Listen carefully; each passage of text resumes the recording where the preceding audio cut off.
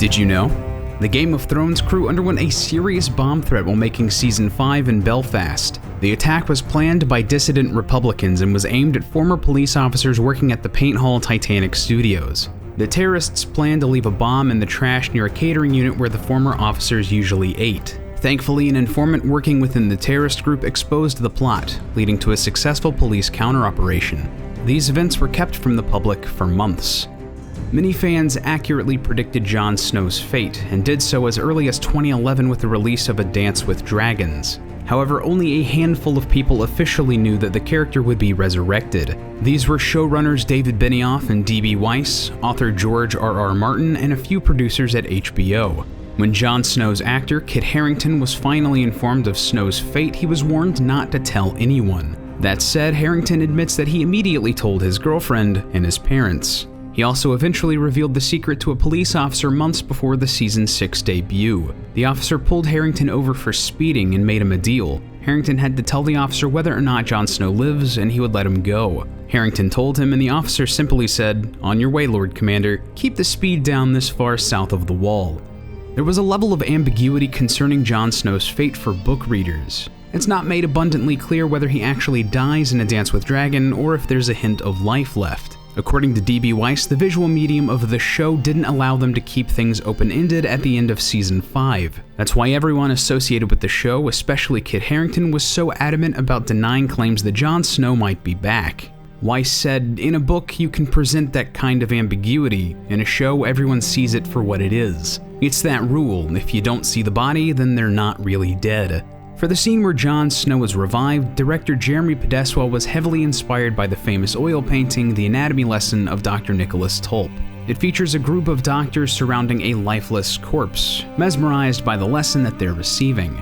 Shooting the Jon Snow scene was heavily challenging for everyone involved, mainly because they needed to capture the perfect tone for one of the most important moments in the entire show. Podeswa said there was much discussion about what that scene actually was. There's this sense of rebirth, and whether it should be a big moment or a small moment. We tried a lot of different things, but it really felt to me, and I think we all agreed, this first gasp of life, like what a baby has when it's born, is kind of what it needed to be. The actress portraying Melisandre, Carice Van Hoyten, also recalls shooting the scene of her washing Snow's body well over 50 times from various angles.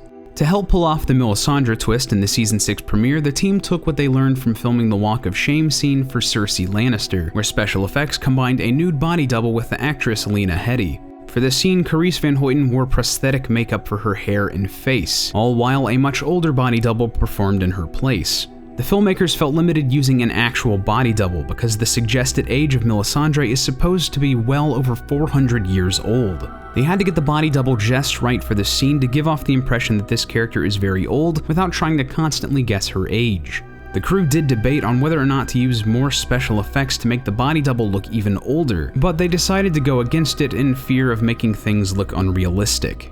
For the Season 6 episode, Book of the Stranger, Daenerys Targaryen's actress Emilia Clarke refused to use a body double for her nude scene. Clarke was reluctant to film nude scenes unless it served the plot, and in this case, Daenerys emerging from the flames unscathed was important enough for her to go nude. Clarke said, "I'd like to remind people the last time I took my clothes off was Season 3. That was a while ago. It's now Season 6, but this is all me. All proud, all strong. I'm just feeling genuinely happy I said yes. That ain't no body double." Clarke has been misquoted numerous times about her refusal to film nude and sex scenes, but the actress has gone out of her way time and time again to refute these claims. The burning hut scene was actually shot in 2 different locations, which is rare for Game of Thrones. The production team did its best to find a secluded location in Belfast for Clarke's nude portion, while the rest of the scene with the Dothraki actors was shot in Spain. Despite not yet being in the books, Hodor's origins and ultimate sacrifice still largely came from the mind of George R.R. Martin. At this point, the show is well ahead of the novels, but Martin is still a huge creative influence for the showrunners. Weiss and Benioff actually learned of Hodor's fate while meeting Martin in a hotel room. Both couldn't quite believe what they were hearing. Weiss said, "We had this meeting with George Martin where we're trying to get as much information as possible out of him, and probably the most shocking revelation he had for us was when he told us the origin of Hodor and how that name came about. I just remember Dan and I looking at each other when he said that and just being like, holy shit." Both Benioff and Weiss instantly knew that it would be a heart-wrenching way for Hodor to go, and decided to give him the same origins in the show.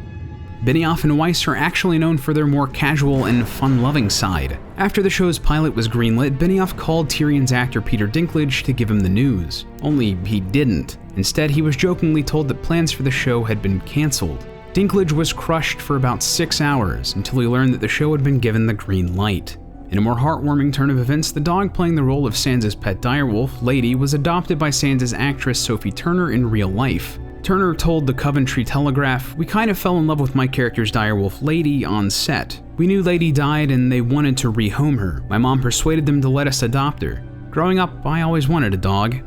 Creator of the Dothraki and Valyrian languages, David J. Peterson, secretly referenced Castlevania in the Season 3 episode, and now his watch has ended.